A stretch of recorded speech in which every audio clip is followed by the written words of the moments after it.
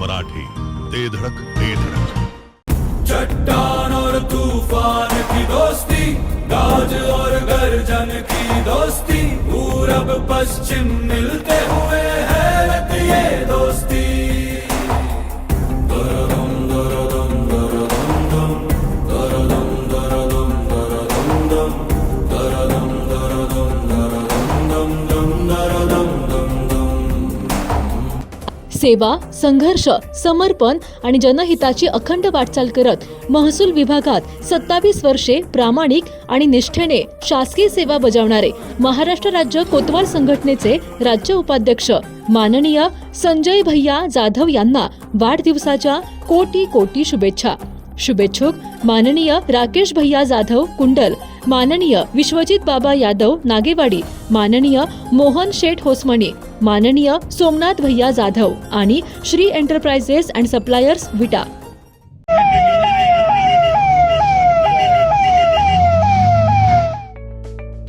विटेकरांनो, फक्त तुमच्यासाठी श्री सिद्धिविनायकची सर्वात स्वस्त अत्याधुनिक कार्डियक ॲम्ब्युलन्स, अनुभवी डॉक्टर आणि आरोग्य सेवकांच्या उपस्थितीत 24 तास उपलब्ध। सांगली आणि कराडसाठी केवळ 6,000 तर कोल्हापूरसाठी केवळ 9,000 रुपयात कार्डियक ॲम्ब्युलन्स उपलब्ध। विटेकरांनो, सर्वात स्वस्त ॲम्ब्युलन्स सेवेसाठी स्क्रीनवरील नंबर आत्ताच सेव्ह करा। शासनाने विविध प्रकल्पाच्या माध्यमातून संपादन केलेल्या शेतकऱ्यांच्या जमिनी माघारी मिळण्यासाठी सिंहसेना संघटना आक्रमक झाली आहे। आक्रमक झालेल्या सिंहसेनेने खासदार आमदारांचे बगलबच्चे आणि अधिकाऱ्यांनी शेतकऱ्यांच्या जमिनी लाटत असल्याचा गंभीर आरोप केलाय। ज्या भूमाफियांनी जमिनी लाटल्या आहेत त्यांच्यावर मोक्का कायद्याअंतर्गत कारवाई करावी, अन्यथा येणाऱ्या 3 ऑगस्ट रोजी जिल्हाधिकारी कार्यालयासमोर बेमुदत ठिय्या आंदोलन करणार, असा इशारा सिंहसेना पक्षप्रमुख शिव शिंदे आणि महिला राज्यप्रमुख पुष्पाताई बोबडे यांनी दिलाय। तुम्ही व तुमचे सरकारमध्ये असलेले मंत्री, खासदार, आमदार, त्यांचे बगलबच्चे, त्यांच्या खालचे बगलबच्चे यांना या जमिनी आत्तापर्यंत मिळाल्या आहेत। गेल्या अनेक वर्षापासून महाराष्ट्रातील शेतकरी बांधवांच्या सरकारने वेगवेगळ्या प्रकल्पाच्या नावाखाली अनेक वर्ष झाले सरकार या महाराष्ट्रातील शेतकरी बांधवांच्या जमिनी अक्षरशः काढून घेत आहे। त्यामध्ये मराठवाडा टेंबुवांग प्रकल्प असेल, त्यानंतर आपल्या कोयनामधला जो धरणाचा विषय आहे तो विषय असेल, असे पश्चिम महाराष्ट्र व महाराष्ट्रातल्या अनेक जिल्ह्यामधले अनेक वर्ष झालं हे सरकार प्रकल्पग्रस्तांच्या नावाखाली गोरगरीब शेतकऱ्यांच्या जमिनी काढून घेतलेल्या आहेत। त्या जमिनी पुन्हा सरकारने आहे अशा आमच्या शेतकरी बांधवांना परत कराव्यात, यासाठी आजची ही पत्रकार परिषद आहे। अक्षरशः तुम्हाला सांगतो, आपल्या जिल्ह्यामध्ये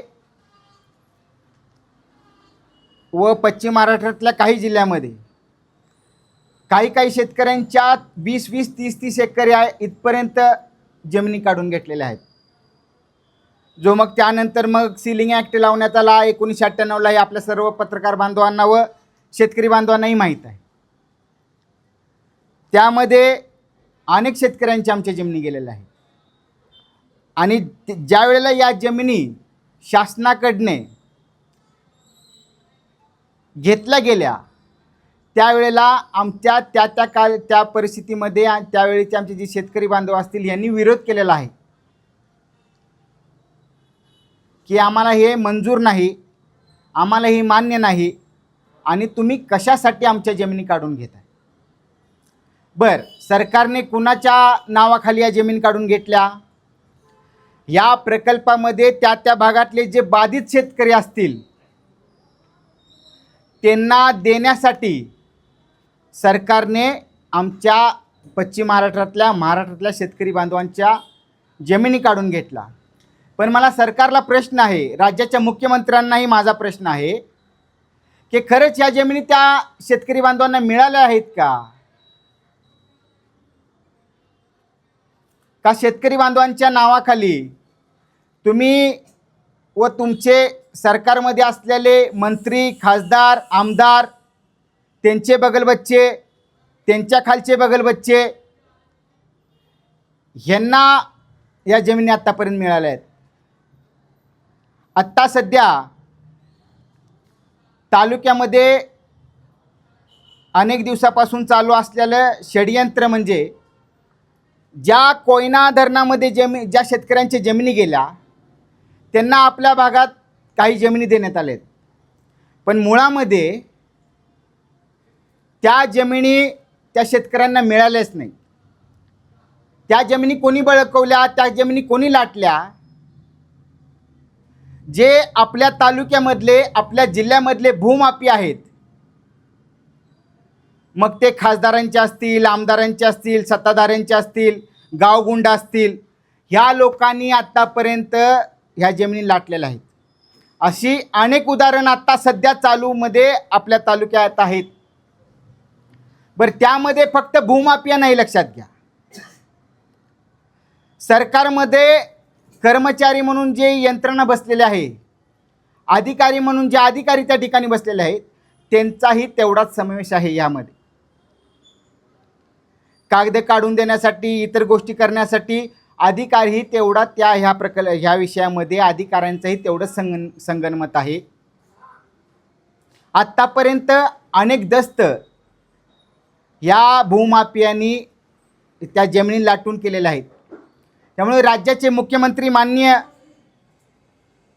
देवेंद्र फडणवीस मुख्यमंत्री महोदयांनाही आम्ही हे पत्र देतोय की आपण ह्या सर्वांच्यावरती तातडीने कारवाई करा आणि ज्या आमच्या शेतकरी बांधवांच्या आत्तापर्यंत तुम्ही ज्या काही एकूण प्रकल्पाच्या नावाखाली शासनाने, प्रशासनाने काही जमिनी काढून घेतलेल्या आहेत, त्या जमिनी आहे अशा आमच्या शेतकरी बांधवांना परत मिळाल्या पाहिजेत. त्यासाठी आजची पत्रकार परिषद आहे. आम्ही आज माननीय राज्याचे मुख्यमंत्री महोदय यांना हे पत्र देत आहोत आणि त्यांना आमचं शेतकऱ्यांच्या वतीने विनंती राहील की आपण ह्या विषयाकडं गांभीर्यपूर्वक बघावं आणि आमच्या शेतकरी बांधवांच्या ज्या जमिनी आहेत ते आपण तातडीने त्यांना परत कराव्यात. दुसरी गोष्ट, ज्या भूमाफियांनी आत्तापर्यंत जमिनी लाटलेल्या आहेत, ज्या जमिनींचे दस्त झालेले आहेत, ते दस्त आपण त्वरित रद्द करावेत आणि त्यामध्ये जे जे गुन्हेगार असतील, मग ते अधिकारी असो, गावगुंड असो, भूमाफी असो, शासकीय प्रशासनामधले असो, या सगळ्यांच्यावरती आपण मकोका या अंतर्गत या सगळ्यांच्यावरती गुन्हा दाखल करावा. यासाठी आज आम्ही माननीय राज्याचे मुख्यमंत्री महोदय यांनाही पत्र देतो. त्यानंतर आपल्या जिल्ह्याचे पालकमंत्री माननीय चंद्रकांत दादा त्यांचेही आम्ही आज भेट घेतोय. आम्ही आपल्या जिल्ह्याचे माननीय खासदार विशालदादा पाटील असतील, त्यांची आम्ही आज भेट घेतोय. आपल्या जिल्ह्याचे जिल्हाधिकारी असो, त्यांनाही आम्ही या संदर्भामध्ये आज पत्र देतोय. आणि आमची सर्वात पहिले महत्त्वाची मागणी, जर येणाऱ्या महिन्यामध्ये या सर्व गोष्टीवरती आपण जर कारवाई केली नाही तर आम्ही पुढच्या महिन्यामध्ये 3 ऑगस्ट रोजी जिल्हा अधिकारी यांच्या कार्यालयाबाहेर आम्ही बेमुदत ठिय्या आंदोलन करणार आहे आणि सर्व जिल्ह्यातील पश्चिम महाराष्ट्रातील शेतकरी बांधवांना घेऊन आम्ही हे आंदोलन करणार आहे. ते आंदोलन बेमुदत असेल आणि आपल्या सर्व पत्रकार बांधवांच्या माध्यमातून आमची सर्व जिल्ह्यातील पश्चिम महाराष्ट्रातील शेतकरी बांधवांनाही विनंती राहील आणि आव्हानही राहील, आपण या संदर्भामध्ये आपल्या तक्रारी असतील, आपल्या जमिनी जर गेल्या असतील तर आपण सिंहसेनेच्या मुख्य कार्यालयाशी संपर्क साधावा. आज शिवसेना प्रमुख माननीय शिवसाहेब शिंदे यांच्या नेतृत्वाखाली आज महाराष्ट्रभर जो भूजिहाद चालू आहे आणि तो कोणाकोणाच्या मार्फत चालू आहे याच्यासाठी ही महत्त्वाची पत्रकार परिषद आज आपण इथे घेत आहोत. ही पत्रकार परिषद घेत असताना आज जो शेतकरी राजा म्हटलं जातं, आज तो शेतकरी राजा आमचा गुंटेवारीवर आला आहे आणि त्याला कारण आहे हे भूजिहाद, हे भूमाफिया, हे प्रस्थापित, हे संबंधित अधिकारी या सगळ्यांच्या संगणमताने हा जो काही डाव मांडलेला आहे तो डाव उद्ध्वस्त करण्याचा आणि मोडून टाकण्यासाठी आज आम्ही इथं ही पत्रकार परिषद बोलवली आहे. आणि ही पत्रकार परिषद घेत असताना आत्ता ही आमची सुरुवात असेल, परंतु ह्या कारणाच्या मुळाशी गेल्याशिवाय शिवसेना थांबणार नाही आहे. कारण आज बघायला गेलं तर माझा तरुण बांधव हा बेरोजगार आहे आणि बेरोजगार असतानाच त्याला कसायला शेतीच नाही आहे आणि ही शेती त्याच्याकडून कुणी काढून घेतली आणि कशाच कारणासाठी काढून घेतली याचं एक महत्त्वाचं कारण म्हणजे हा मराठवाडा वांग प्रकल्प आणि हा टेंबू योजनेचा प्रकल्प याच्या पुनर्वसनासाठी जी जमीन हस्तांतरित केली गेली, शासनाकडून घेतली गेली, ती अतिशय चुकीच्या पद्धतीने हस्तांतरित केली गेलेली आहे. कारण ज्या ठिकाणी 8 एकराचा स्लॅब लावला गेला म्हणजे 8 एकर जमीन ठेवून जी काही उर्वरित वरची जमीन होती ती काढून घ्यायची होती, परंतु बऱ्याच ठिकाणी असं झालं की 7/12वर कुटुंब प्रमुख ज्याचं नाव असताना त्याच्या खाली अनिवार्यत नाव असताना त्यांना गणतीत घेतलंच गेलं नाही. आणि ज्यावेळेस एखाद्या बांधवाच्या नावावर 10 एकर जमीन क्षेत्र होतं पण त्याच्या अनिवार्यत खाली चार लोकांची नावं होती, अशा लोकांना विचारात न घेता तो 8 एकराचा स्लॅब काढून घेतल्यामुळं आज ती त्याच्या खाली असणारी अनिवार्यत असणारी जी 8-10 नावं आहेत आज ती अगदी गुंठेवारीवर आलेली आहेत. आणि याला कारण आहे हे शासनाचं चुकीचं धोरण. कारण आज त्यांनी ही योजना राबवत असताना लोकांच्या जा आक्रोश होता, त्यांच्या तक्रारी होत्या, त्याच्याकडे त्यांच्या समस्या होत्या, त्याच्याकडे कुठल्याही पद्धतीनं लक्ष दिलेलं नाही. आज बऱ्याचशाच प्रकरणामध्ये न्यायालयाने स्थगिती असताना सुद्धा ह्या गोष्टी केल्या जात आहेत. मग याला कारणीभूत कोण आहेत? आज आमचे प्रस्थापित असतील, जे लोकप्रतिनिधी असतील, त्यांनी सुद्धा ह्या गोष्टीकडे जाणून बुजून दुर्लक्ष केलेलं दिसतंय. कारण त्यांचाही तिथं कुठंतरी हच्च आहे. कारण जे स्थानिक प्रशासन आहे, जे अधिकारी आहेत, गावगुंड आहेत, जबरदस्ती करणारी लोक आहेत, त्यांना काहीतरी त्यातनं प्राप्त होत असते आणि त्या कारणासाठी त्यांना हे जे आमचे गरीब शेतकरी आहेत त्यांच्या जमिनी लाटलेल्या आहेत तर सरळ सरळ दिसत आहे. आणि हे जे जमीन लाटण्याचं प्रकरण झालेलं आहे याच्यासाठी आज आमची शिवसेना रस्त्यावर उतरायला तयार आहे, उतरणार आहे. हे जे भूमाफिया आहेत यांचा पर्दाफाश येत्या काळात जरूर होईल. पण हे जे भूमाफिया आहेत, मग ते प्रस्थापित असतील, अधिकारी असतील, संबंधित गावगुंड असतील किंवा अजून कुणी तलाठी असतील, जे काही अधिकारी त्या संबंधित आले असतील त्यांनी जबरदस्तीनं चुकीच्या ह्या गोष्टी केलेल्या आहेत, त्या सर्वांवर जोपर्यंत मकोका अंतर्गत कारवाई होत नाही तोपर्यंत शिवसेना गप्प बसणार नाही. त्यांनी हे प्रकरण करत असताना इतक्या चुकीच्या पद्धतीने केलंय की एखाद्या माणसाची जमीन 10 एकर आहे पण त्याचा 8 एकराचा स्लॅबमध्ये काढायचा आहे, तर त्यांनी 2 एकर जमीन ठेवून 8 एकर स्लॅब काढून घेतलंय. अशी ही प्रकरण आपल्याकडे घडली आहे. म्हणजे इतकं भयानक वास्तव आहे. आणि माझा शेतकरी राजा आज राजा म्हटलं जातं, पण म्हटलं जातं की राजानं मारलं आणि पावसानं झोडपलं तर तक्रार कोणाकडे करायची. पण आता इथं आपल्याला उलटं प्रकरण चित्र दिसतंय की राजालाच मारलं जातंय. आज शेतकरी राजा म्हटलं जातं, भारतीय अर्थव्यवस्थेचा कणा शेती म्हटलं जातं, पण आज खरंच शेतीची ती अवस्था आहे का? आज शेतकऱ्याच्या शेतमालाला हमीभाव नाही आहे.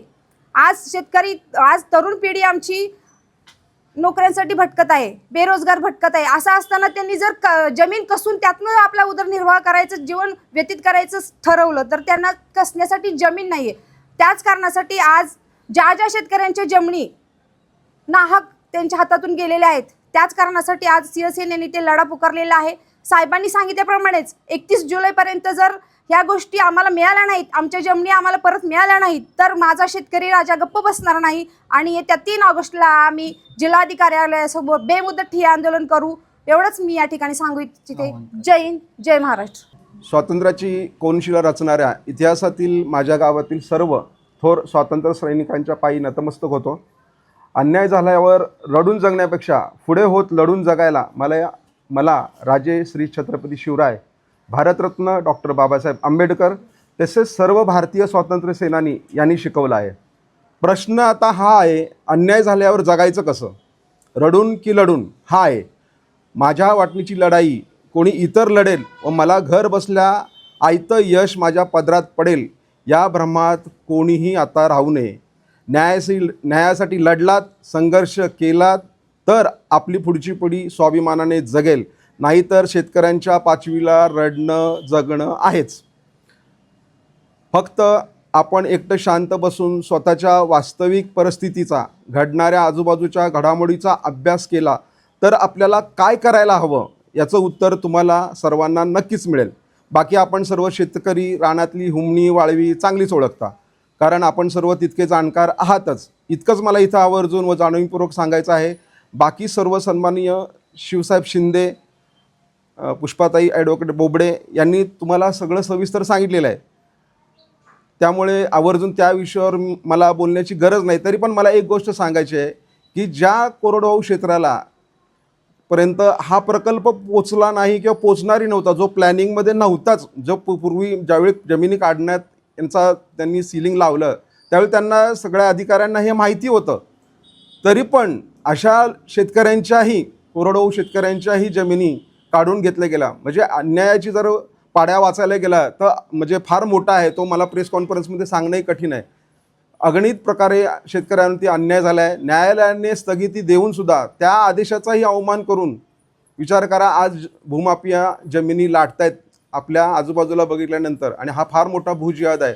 आणि ह्याच्यावरती शिवसेना आक्रमकपणे हा मुद्दा मांडून येणाऱ्या दिवसामध्ये ही सगळ्यात पहिली तर ही मोहीम आत्ताच्या आत्ता ह्या क्षणापासून, प्रेस कॉन्फरन्स झाल्यापासून जे कोणी उच्च अधिकारी असतील किंवा संबंधित त्या प्रशासनामध्ये असलेली जबाबदार व्यक्ती असतील त्यांना आम्ही इशारा करतोय की ताबडतोब ह्या क्षणापासून हे थांबलं पाहिजे.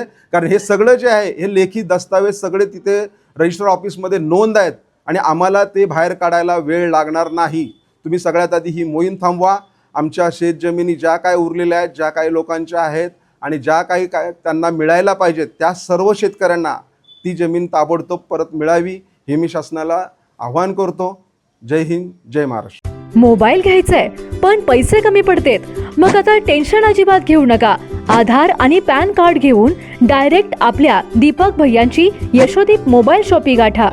कुठल्याही कंपनीचा फोन असू दे, यशोदीप मोबाईल शॉपी देते सर्वात स्वस्त मोबाईल आणि सर्वात मस्त सर्व्हिस. म्हणूनच आपल्याकडे असते अशी फुल गर्दी. पत्ता समर्थ फोटो स्टुडिओ समोर, कराड रोड, विटा. जिओ मराठी, ते धडक